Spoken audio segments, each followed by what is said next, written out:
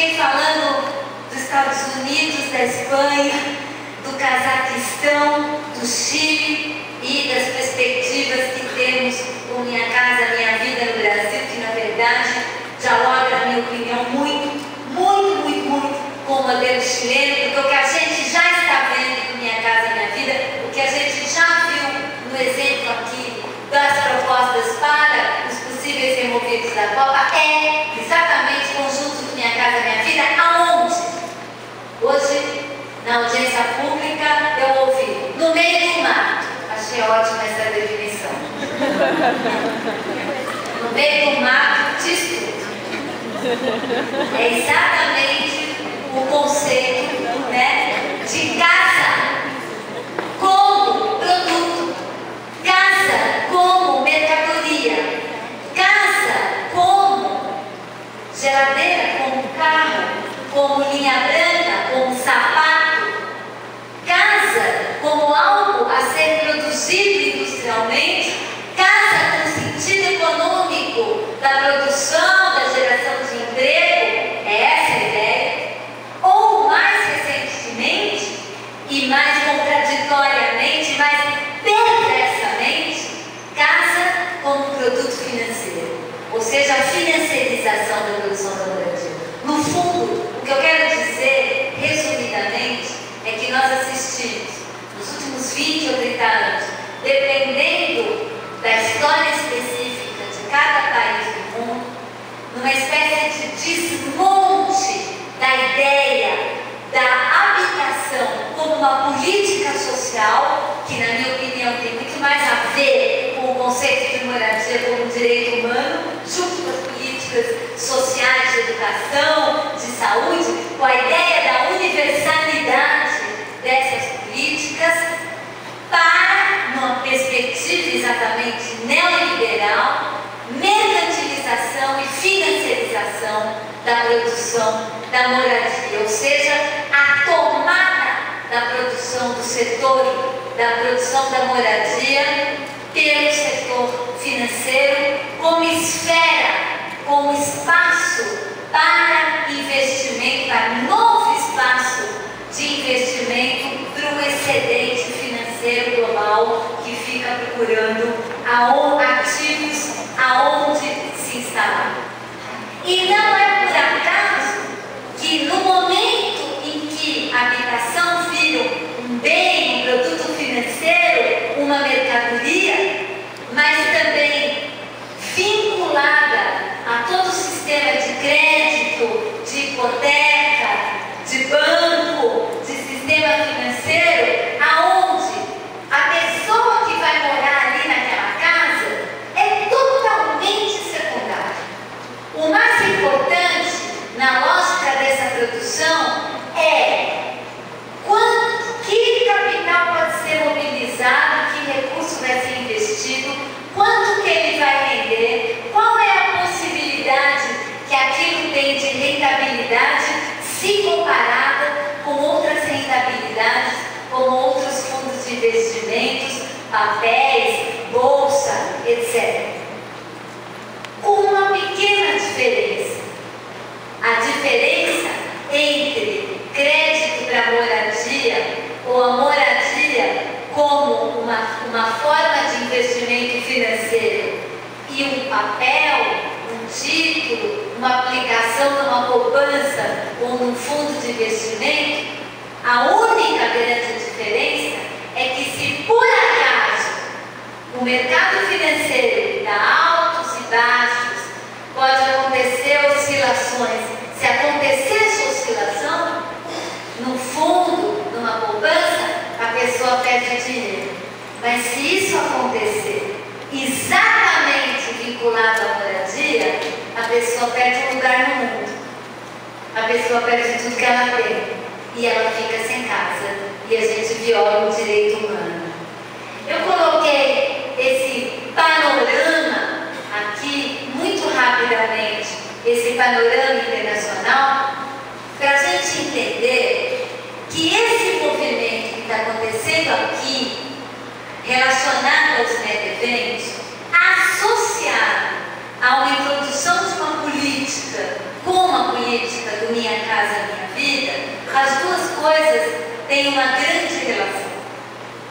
Ao mesmo tempo, nós estamos na cidade ampliando o espaço aonde o capital imobiliário pode se investir e transformar em shoppings, em lojas, em áreas de grande valorização financeira e imobiliária para esses setores.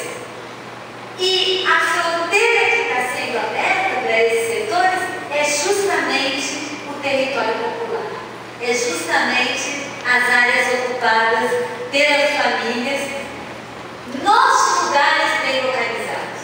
Porque lá na periferia distante, como que nós ouvimos, as comunidades que estão morando hoje em cima do lixão, essas aí não estão ameaçadas de remoção, não. O problema delas, elas têm um problema grave de moradia, mas o problema delas não é a ameaça de remoção. Quem está ameaçado de remoção é quem, combinadamente, está muito bem localizado, no meio da zona do avião, e tem uma situação de posse que não é a situação da propriedade plena. E uma política discriminatória, porque discriminar a forma de propriedade no momento que você vai trabalhar uma remoção é uma violação, e a violação chama-se discriminação. Nesse momento se discrimina esses moradores de baixa renda que têm esses vínculos com a terra, que são outros tipos de vínculo, como disse uma senhora no vídeo que eu achei muito lindo. Ela falou: para mim esse lugar é sagrado. O valor daquele lugar para ela não é um valor econômico, não é um valor mercantil, não é um valor do título de propriedade, é outro valor. Mas esses valores nesse momento são discriminados em nome de um único valor: o valor do mercado, o valor da propriedade, o valor da localização. Nesse sentido, isso é um processo muito grave de espoliação dos ativos do povo. É aquilo que o povo construiu com seu esforço, que nesse momento está sendo roubado, surrupiado, espoliado. E o que se oferece para esse povo é aquele bem financeirizado do crédito, das prestações do Minha Casa Minha Vida, que já tem o povo lá em São Paulo chamando de Minha Casa Minha Dívida, né? Porque tem as prestações a pagar. Um produto que, evidentemente, por tudo que já foi dito aqui, não atende o que define um direito à moradia adequada. Eu termino a minha fala por aqui, dizendo que coloquei todas essas questões não para nos desanimar, no sentido de que, meu Deus, a história é bem mais complexa. A hegemonia de uma política habitacional urbana no planeta, nos últimos anos, transformou a habitação em mercadoria, e ao fazer isso está promovendo violações em massa do direito à moradia adequada. Entretanto, gente,